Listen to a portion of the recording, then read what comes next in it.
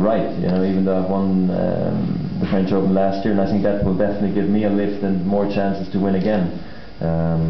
But he's just proven again in Monaco how tough he is. He doesn't have any shock losses or upsets on clay, except against possible top 10, top 5 guys, and that's what makes him so extremely tough on this surface. But there's definitely guys who can play very well as well and challenge him. So even though you didn't see any image from the crowd, you haven't been surprised by the results of the crowd? No. I was more surprised to hear that everybody thought that Rafa was not playing so well anymore. He should have clearly won Qatar to me, because he was playing incredible tennis over there. And for those who saw the match against Davydenko, he was toying with the guy, and then he ended up losing because Davydenko, you know, got a little lucky, saved the match point, and ended up playing incredible in the third.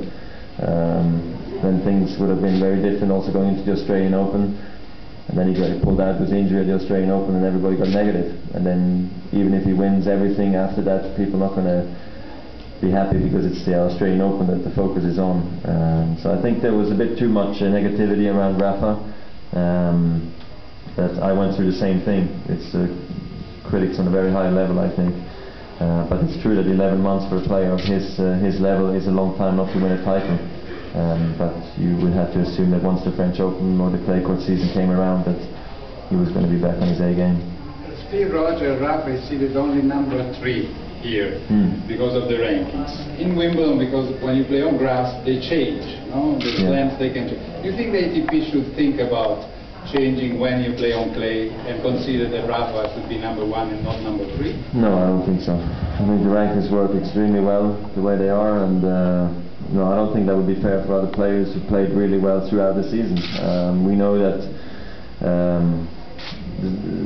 the calendar goes through all continents and all surfaces. So I think only taking the clay court season into account is not fair. It's too short of a season, and yeah, I mean, we all know how well and how good he is, but he didn't win a tournament for 11 months, so you can't see him number 1 in the world. I'm sorry. Roger, nice to see you in the doubles draw here. Can you tell us what's behind that decision? Why not? I haven't played doubles in a while. Yeah, so I asked Eve if he was in the mood to do it, and he's like, of course I am, and I asked for a wildcard, and we got it pretty quickly, and so I said, you know, let's play some doubles and see how we do. If I can still play, I don't know. We'll see about that. That's the other question. Standard last question. Say again? Standard line that you weren't playing with him. He's playing with Tsonga. Oh, you already. Yeah. We use each other, you know.